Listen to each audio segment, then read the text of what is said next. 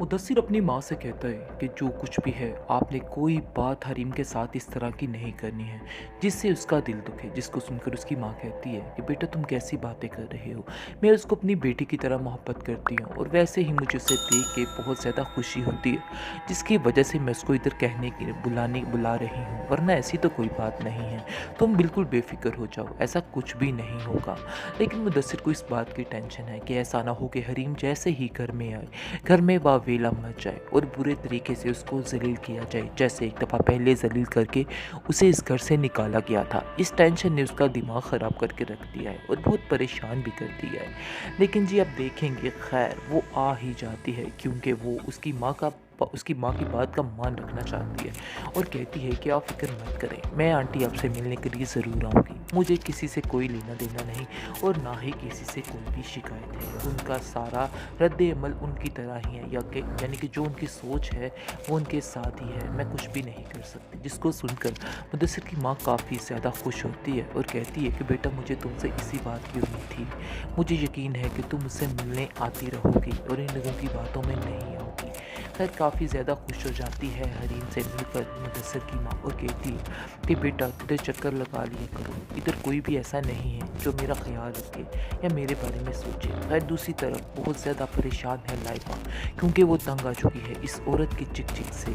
वो बहुत ज़्यादा परेशान कर रही है और दरारा कहती है कि आप लोगों को अब यहाँ से जाना होगा, क्योंकि मैं मज़ीद आप लोगों को इधर बर्दाश्त नहीं कर सकती हूँ। उसका पारा हाई हो चुका है और दूसरी तरफ बहुत ज़्यादा परेशान हो चुकी है कहकशा भी अपनी बेटी की ये हालत देख देख के। कहाँ से बाहर निकलेगी दरारा, वो लाइबा कहेगी कि मैं इधर नहीं रह सकती हूँ। बहुत परेशान होगी, उसके पास कोई ठिकाना नहीं होगा। खैर रिश्ते में कुछ लोग उसको तंग करने की कोशिश करते हैं, बहुत जलील करते हैं। वहाँ पर हरीम आ जाती है। हरीम ये सारा माजरा देख के काफ़ी हैरान होती है। वो जानती तो है कि इनकी ज़िंदगी अब किस तरीके से गुजर रही है, लेकिन उसे इस चीज़ का अफसोस ही होता है। वो चाहती है कि बस अब जितनी जल्दी हो सके इनके सानात को हम उतार दें। और वो लाइबा को कहती है कि अगर तुम्हें इतना बड़ा मसला आ गया था तो तुमने मुझसे बात क्यों नहीं की।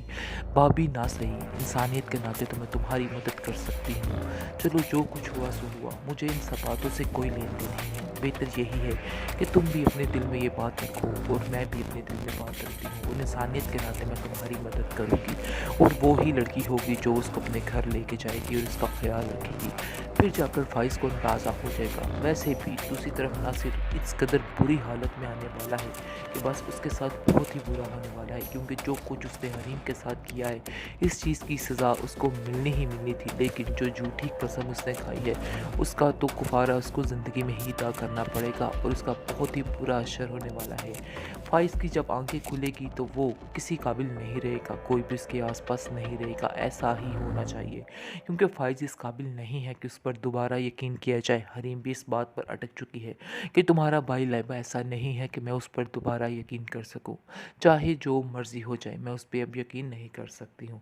लेकिन बहुत ज़्यादा कहकशा भी परेशान है, उन लोगों के पास रहने के लिए ठिकाना नहीं था। अब उनको समझ आ चुकी है कि आखिर उनकी असल औकात क्या है और क्या नहीं है। फ़ाइज़ कहता है अपनी माँ से कि इस बात को गनीमत समझिए कि हमें हरीम ने इस घर में रहने की पनाह दे दी, वरना इधर हमारा कोई भी ठिकाना नहीं था और कोई भी हमें इधर ना रहने देता। इसलिए बेहतर यही है कि चुप करके जैसा है इस बात को बर्दाश्त कीजिए और इस चीज़ को सोचिए कि हमारे पास और कोई ठिकाना नहीं है और इन सब बातों करने का कोई फ़ायदा नहीं है। खैर वो भी अब खामोश हो चुकी है और वो भी समझ चुकी है कि अब इसके अलावा हमारे पास कोई भी ठिकाना, कोई भी ऑप्शन नहीं रहा है। मुदस्सिर अपनी माँ से कहता है कि जो कुछ भी है आपने कोई बात हरीम के साथ इस तरह की नहीं करनी है जिससे उसका दिल दुखे। जिसको सुनकर उसकी माँ कहती है कि बेटा तुम कैसी बातें कर रहे हो, मैं उसको अपनी बेटी की तरह मोहब्बत करती हूँ और वैसे ही मुझे उसे देख के बहुत ज़्यादा खुशी होती है, जिसकी वजह से मैं उसको इधर कहने की बुला रही हूँ, वरना ऐसी तो कोई बात नहीं है। तुम बिल्कुल बेफिक्र हो जाओ, ऐसा कुछ भी नहीं होगा।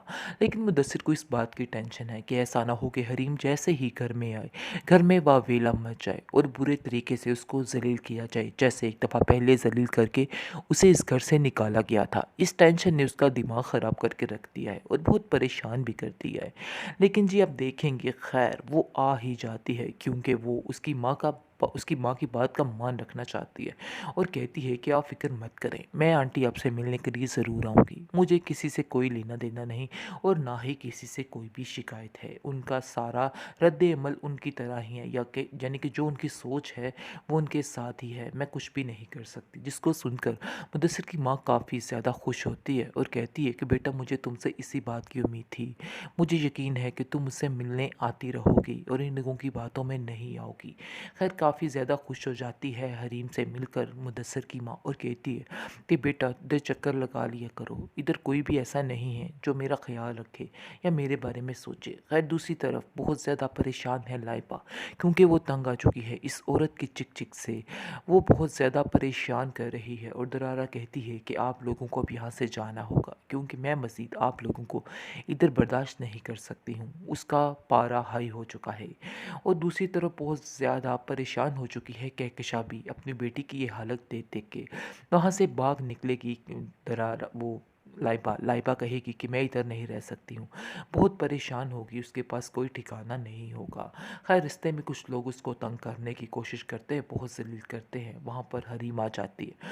हरीम ये सारा माजरा देख के काफ़ी हैरान होती है। वो जानती तो है कि इनकी ज़िंदगी अब किस तरीके से गुजर रही है, लेकिन उसे इस चीज़ का अफ़सोस ही होता है। वो चाहती है कि बस अब जितनी जल्दी हो सके इनके एहसानात को हम उतार दें।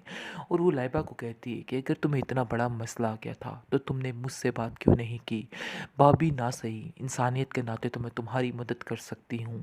चलो जो कुछ हुआ सो हुआ, मुझे इन सब बातों से कोई लेन देन नहीं है। बेहतर यही है कि तुम भी अपने दिल में ये बात रखो और मैं भी अपने दिल में बात रखती हूँ, और इंसानियत के नाते मैं तुम्हारी मदद करूँगी। और वो ही लड़की होगी जो उसको अपने घर लेके जाएगी और उसका ख्याल रखेगी।